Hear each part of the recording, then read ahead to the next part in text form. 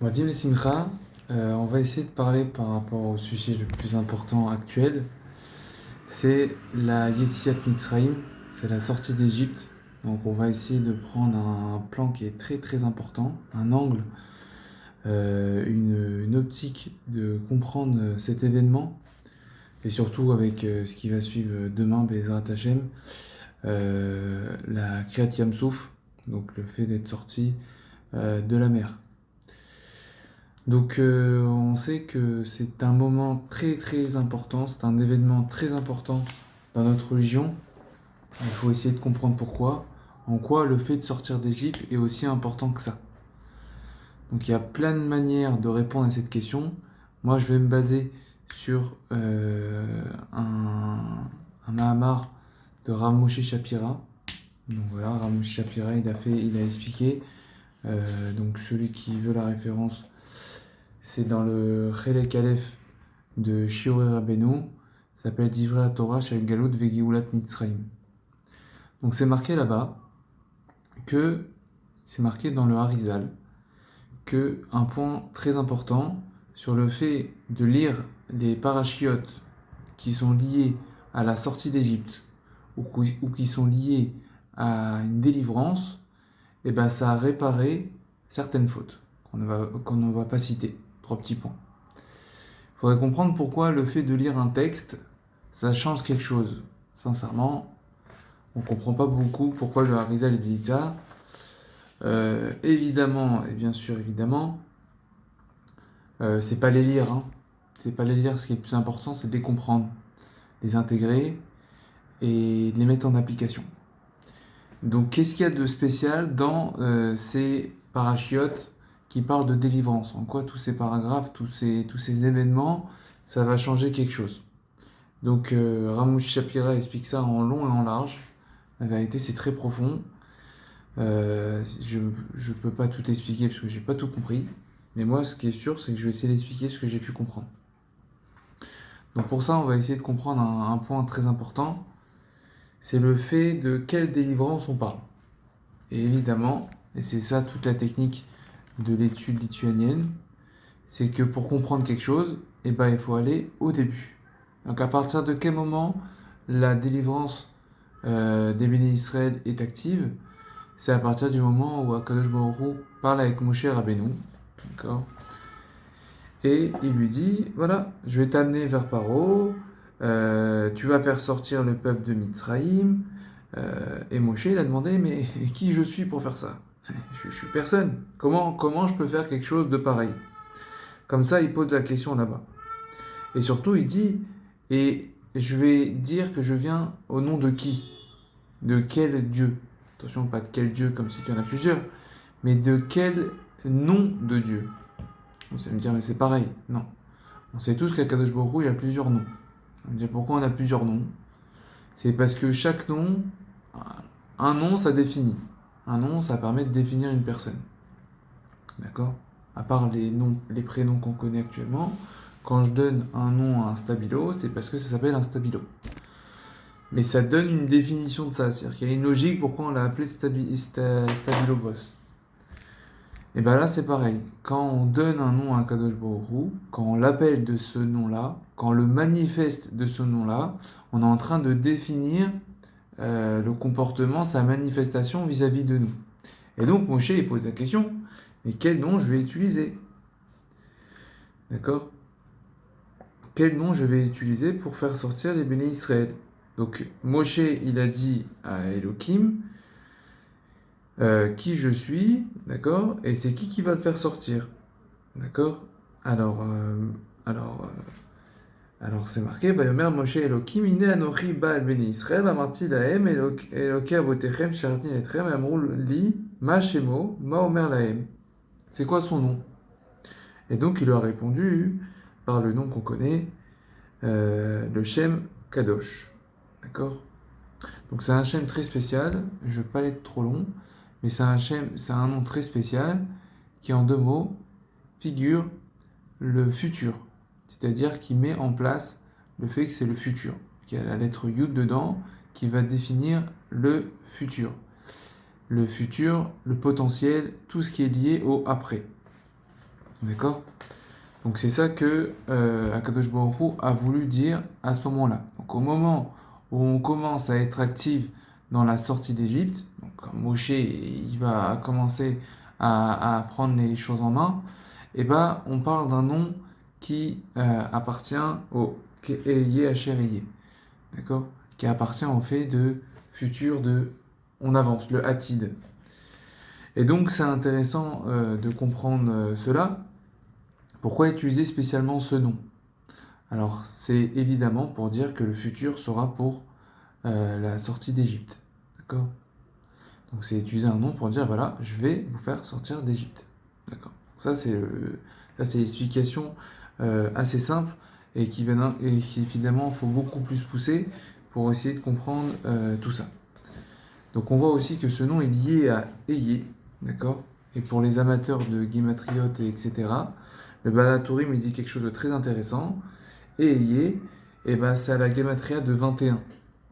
La Gematria de 21 correspond aux premières lettres des trois patriarches, Abraham, Aleph, Yitzhak, Yud, Yaakov, Yud, et ben, ça fait 21.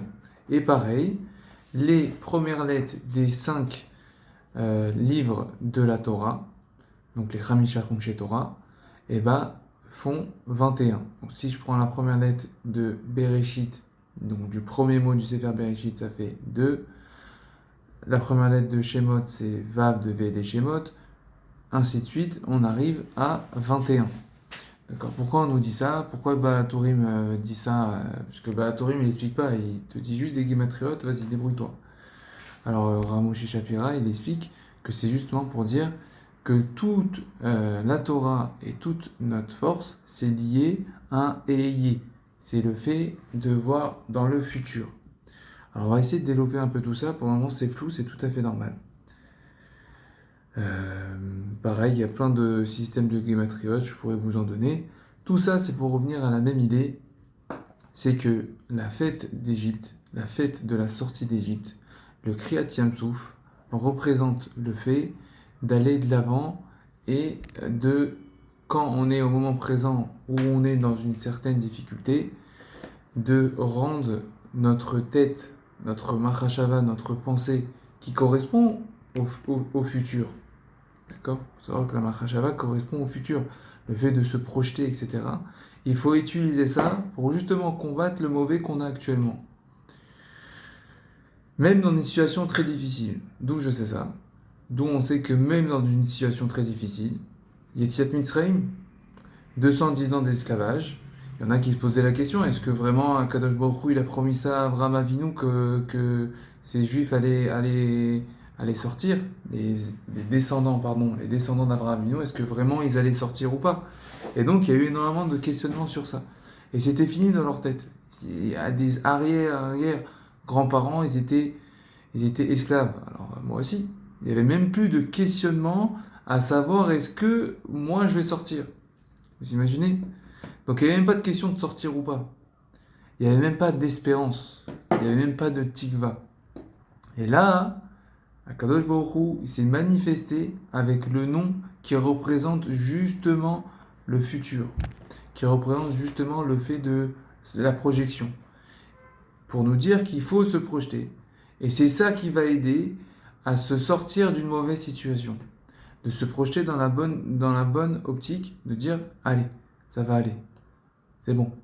Mais pas pour se rassurer, c'est pas ça le sujet ici, c'est pas pour se rassurer, c'est que c'est la seule manière de pouvoir réussir à sortir de situations difficiles. Donc évidemment là j'ai très résumé et évidemment j'ai très comment expliquer ça en fait en expliquant un peu simple, eh ben, on oublie plein de choses. D'accord? Donc je vais essayer de développer un peu plus. Un autre point très important qui est amené ici, d'accord, c'est l'espérance. D'accord? Donc on dit l'espoir fait vivre en français. Et ici on ne parle pas de cet espoir-là. On parle le fait de se projeter et de justement se projeter dans l'avenir et de dire voilà, moi je vais sortir de cette étape-là. D'accord? On peut ramener la Avdil Ben Kodesh Lechol, on peut amener l'effet Pygmalion. Donc c'est un effet psychologique qui explique que la croyance a une influence sur notre réalité et ainsi que à nos actions. D'accord ? Donc il y a un lien en triangle entre nos actions, la croyance et la réalité. Et l'effet Pygmalion explique que, et met l'accent sur le fait que nos croyances, donc nos espérances, qu'est-ce qu'on pense, va avoir une influence sur notre réalité et une influence sur nos actions. Et c'est justement ça que représente la Yetziat Mitzrayim, c'est d'être capable de arrêter, de se dire « Ah, moi je suis comme ça, il n'y a rien qui va bouger », ou « Non, il est comme ça, il n'y a rien qui va bouger ». Non, non, non, non. Il faut se projeter, et il faut faire en sorte que ça bouge, et il faut faire en sorte de sortir de cette étoffe-là. Qu'est-ce qui est dit encore plus fort dans la Yetziat Mitzrayim ? C'est qu'on explique que la Yetziat Mitzrayim ne correspond pas juste à une sortie, mais représente à une renaissance, à une leda, on commence depuis le début. Yetziat Mitzrayim Haïta leda. Donc le bon mot en français, c'est le fait de faire une renaissance. C'est certes, on est déjà né, d'accord ? Mais là, on renaît, c'est une renaissance.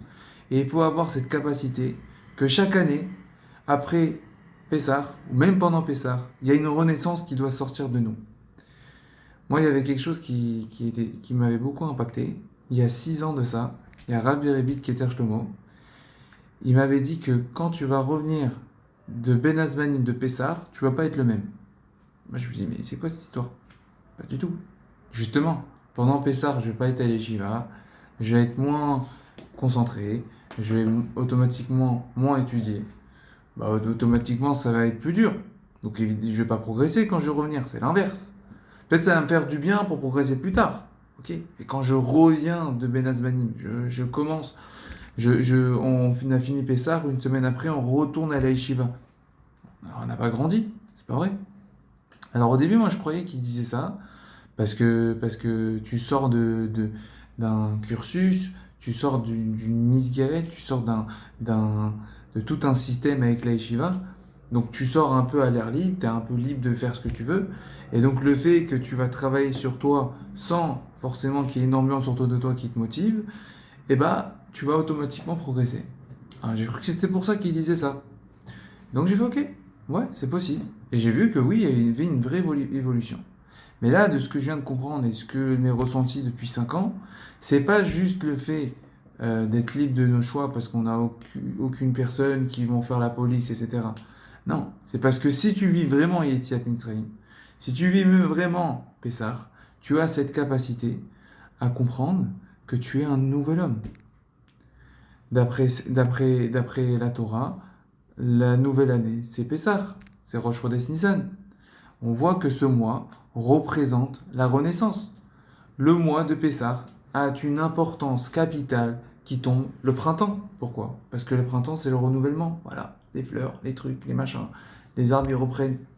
C'est tellement important qu'on doit le mettre au printemps, qu'on fait tout un calcul avec le système lunaire et solaire pour que le mois de Pessah tombe tout le temps au moment du printemps. C'est pour ça qu'on met 2 mois d'Adar. Donc on voit qu'il y a un système de renaissance. Il faut avoir cette capacité de se renaître de tout ça. Il faut avoir cette capacité de renaître et de se dire, allez, on tourne la page, allez hop, on retourne l'avant, je suis pas le même. D'accord ? Et je parle même pas sur le fait que là on va bientôt recevoir la Torah Shavuot. Je parle même pas de ce fait-là. La fête elle-même représente le fait qu'on est des nouvelles personnes. Et c'est ça que je pense qui me marque maintenant, que je comprends beaucoup mieux, c'est qu'à Pessah, après Pessah, on n'est pas les mêmes. Et moi j'ai remarqué ça fait 5 ans, c'est pareil, moi c'est mon ressenti personnel, je sens que je suis pas le même après Pessah. Et pour ça, il faut accentuer et bien comprendre qu'est-ce que la sortie d'Égypte nous correspond. Le Rambam, il explique que quand on raconte la sortie d'Égypte, on doit se sentir comme si qu'on se sortait d'Égypte. Et arrête, je suis pas sorti d'Égypte, je suis chez moi, je suis comme ça en train de manger de la matzah. Non, c'est l'éthique qu'il y a dans la tête, c'est d'intégrer le fait quand on est sorti d'Égypte, on n'était plus les mêmes. On était d'autres hommes, d'autres personnes. Et à avoir cette capacité de faire ça. Alors évidemment, je vais mettre un point important que Ramouchi Shapira n'a pas expliqué, mais je pense qu'il est important, Certes, quand on dit, vas-y, je tourne la page, je suis un nouvel homme. Oui, t'es un nouvel homme. Ok, c'est vrai, t'es un nouvel homme. Mais n'oublie pas le contexte où tu es.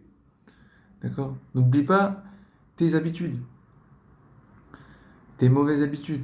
Je veux dire, ben non, c'est contradictoire. Si je dis je suis un nouvel homme, il faut que j'oublie mes mauvaises habitudes. Oui, je sais. Mais il faut que tu aies cette capacité d'être un nouvel homme dans la réalité actuelle que tu es. Et donc d'adapter en fonction. On peut pas dire, voilà, je suis un nouvel homme, je vais être le Ravet Sraim, ça n'existe pas. Donc il faut que dans ma tête, je dis oui, je suis un nouvel homme.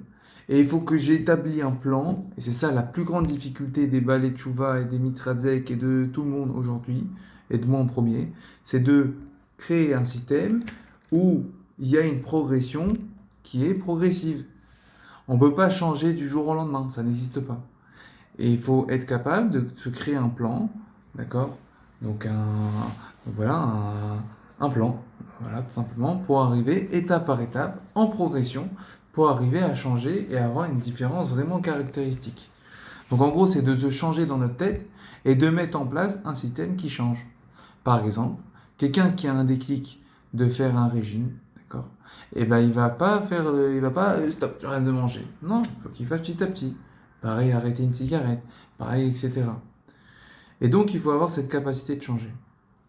Ce qui est encore plus fort que ça, c'est qu'on a parlé un peu de l'espérance, parce que c'est ça qu'on parle ici, c'est la fête de l'espérance. Donc dans tous nos soucis, vous avez compris, la sortie d'Égypte, c'est de sortir de tous les soucis.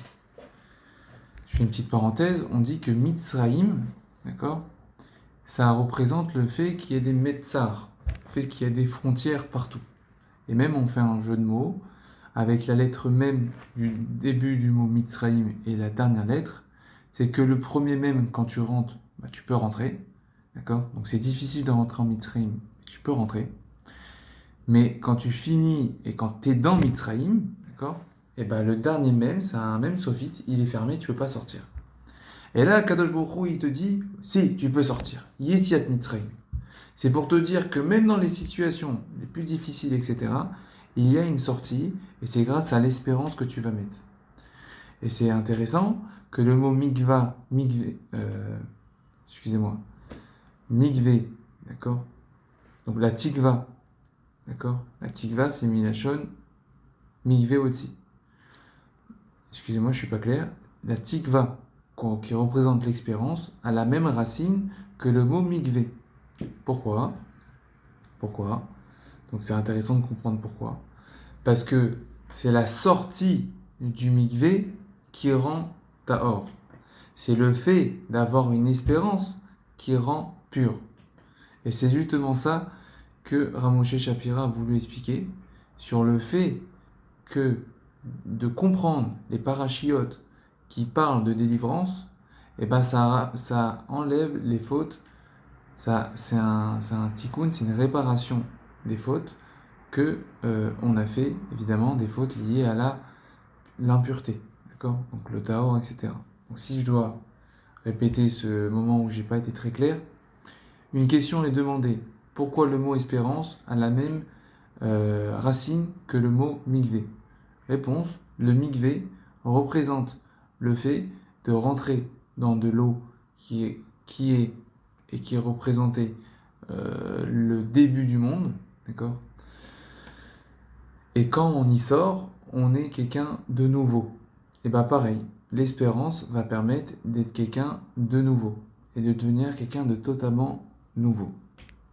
Et c'est ça qu'ici que ça représente. Et donc automatiquement, ça répond à la première question, où la première question était de comprendre pourquoi le fait de comprendre et de lire les parachiotes liés à la galoute et la Yetiat Mitzraïm, donc la délivrance, va permettre d'enlever des fautes qui sont liées à l'impureté.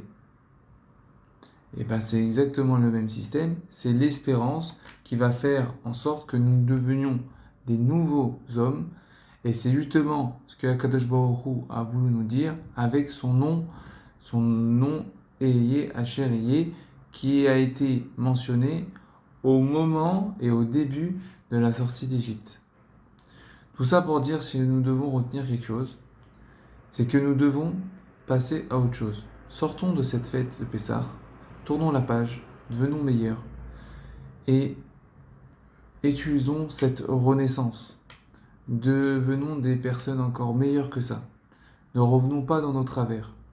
Et encore plus que ça, que là, on est en train de se préparer à recevoir la Torah. Donc c'est le moment là, tout de suite, c'est le moment de prendre sur soi, de dire allez, ça y est, je suis plus un mec coléreux. Je sais que je vais avoir des habitudes de coléreux, mais je suis plus comme ça, je me définis plus comme ça.